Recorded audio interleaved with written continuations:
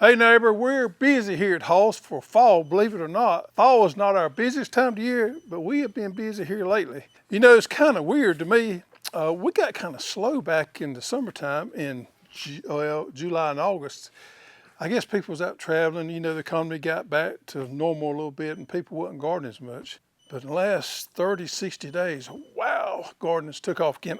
I lay that a little bit to the political climate we're in. I've seen a lot more people, you know, more, I guess, upset or concerned about the political climate out there. So a lot of people are thinking about gardening more, and we are seeing it with our orders. We've been real busy for fall gardening. And again, fall gardening has picked up a lot the last few years. We didn't do a lot of fall gardening, but now we understand how much we can grow in the fall of the year. So we're doing a lot more of that.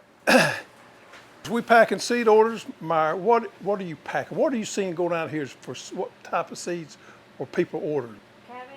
Cabbage. Cucumber. Cucumber? Yeah, Wow. A lot of greens, turnips, mustard, things like that. Yep. So we get a lot of these seed orders out of here. You guys are wanting to plant your look over here. These are the bigger orders that are ready to go out. Let's see what this is. Microgreen seeds, broadleaf mustard, black oaks, which is cover crop, tillage radish, winter rye. We got some big bags of microgreen seeds going out there. Sunflower, black oil sunflower.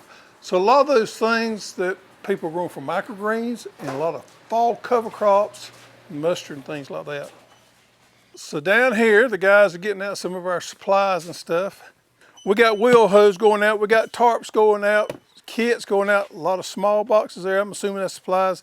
Cedars, believe it or not, going out this time of year. Long handle tools, more cedars. Cameron, you working on plants, I'm assuming. Yeah, gotta get those out.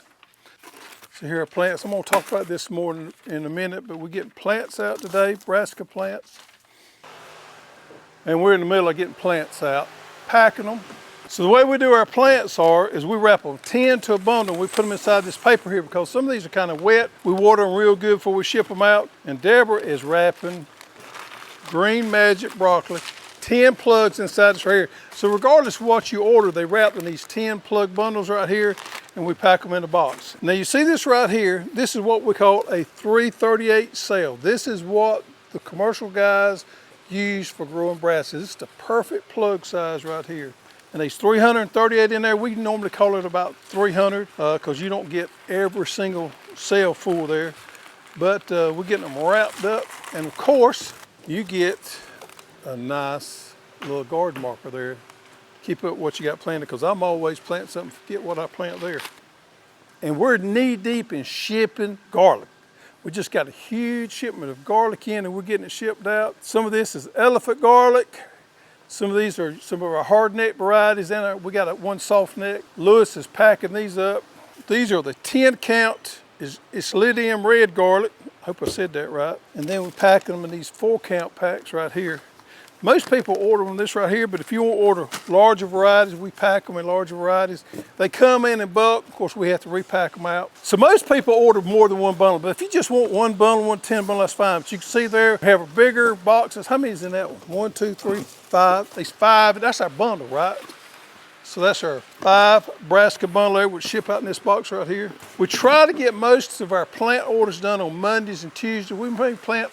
We may ship a few of them on Wednesday, but we try to do it on Monday and Tuesday so they get delivered before the weekend, because we don't want these plants sitting at the post office or UPS warehouse for the weekend. So if they do get hung out there and something happens, they get lost and they stay there over the weekend, let us know. We'll be glad to replace them. You need to get these plants probably within 3 or 4 days at the most, and they'll be fine. They may yellow up just a little bit, but they'll be perfectly fine. Miss Leola here is packing top bunch collards right here. We got a nice little plug there. Getting those out. And Roberta is doing top bunch also.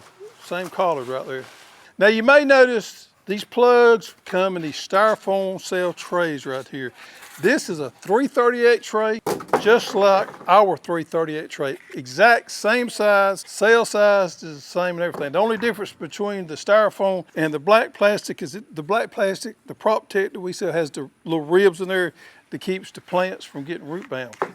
Now the reason this guy that we buy our plugs from, and the reason a lot of plant growers use the styrofoam, is they're a lot lighter.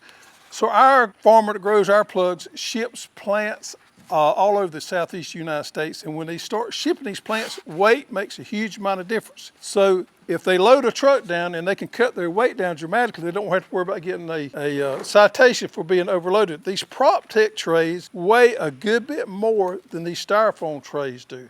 And that's one reason the bigger plant growers love the styrofoam. Now they're a little less than half the cost of the prop tech trays here. And you can see they get beat up a little bit right there. But the reality is these things may get shipped to Florida or Texas, wherever, and they may not get some of them back.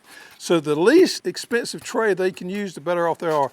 It being real light is just an added benefit. If they was using the prop tech trays here and they lost some of these trays, the farmer didn't send them back or whatever, they would be out more money. And that's the reason most of them don't like using the prop tech tray. However, if you got a small grower that doesn't ship everywhere and you pretty much use them on the farm, they always go with the prop tech trays because they are so much more durable and they last so much longer. So if you amortize it out over a period of time, this prop tech tray is a lot less expensive than the styrofoam is because these things chip up so bad and the lifespan of these are not very much. It's kind of viewed, I don't know how many times they get to use them, but a few times there before they have to discard them. All right, so the 338, as we see right here, is the choice for the commercial guys to grow all the brassicas in. I don't care what greenhouse grower you talk to, they always grow the cabbage, broccoli, cauliflower, collards in a 338 tray. It is the ideal size for that. They get most plants in a smaller area right there, and it just seems to work extremely well.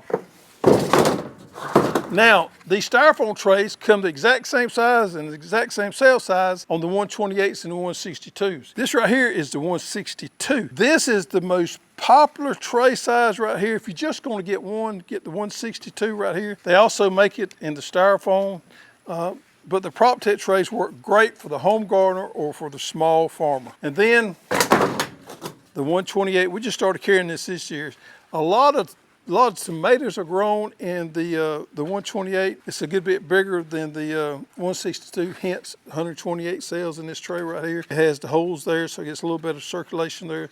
The 128, great for tomatoes, good for watermelons. The 162 is your all-around purpose, and your 338s are great for your brassicas, and a lot of peppers are grown in 338s as well. Now this is a perfect example of what a plant should look like here. This is what I would consider just almost the perfect plant. See how it pulled out of there? You want to grow them so that you got a decent amount of top, but the main thing is the root system. We don't want them wrapped up too much. We want a good root system there so the plant pulls, just like I did just then. That's what we want. That's what we're after, a good pulling plant with a good root system right there. We don't want these things to get too big, get too root bound. What you're seeing right there is the perfect stage for a plug transplant. Of all the plugs we sell, broccoli is the most popular, believe it or not. I guess I should have known that. Cabbage is number 2. And then we get on down to the cauliflower, which is not as popular. And the collards probably comes in at number 3rd, and then kale being the last. I guess most people don't understand how to eat kale, or it's just not as popular as the broccoli is. Broccoli being the popular, everybody wants to grow broccoli. Another thing we're seeing is a lot more people are growing strawberries this year and onions this year. We're having a lot of pre-orders on onions, and those are the short day onions that you can plant in November, grow them over the winter time, harvest them early spring. Onions are absolutely fun to grow. They're easy to grow if you follow the instructions. And strawberries. Strawberry sales seem to be real strong this year. We know we've had some disease problems out there, some new diseases that's causing a little bit of problem, but a lot of people are planting strawberries, and we're selling strawberry plants like crazy. We're almost sold out of them. So if you've never fall garden before, definitely think about it. Brassicas such as broccoli and cauliflower and cabbage is wonderful to grow in the fall. I enjoy growing them in the fall more than I do the springtime. And of course, strawberries, garlic, and onions.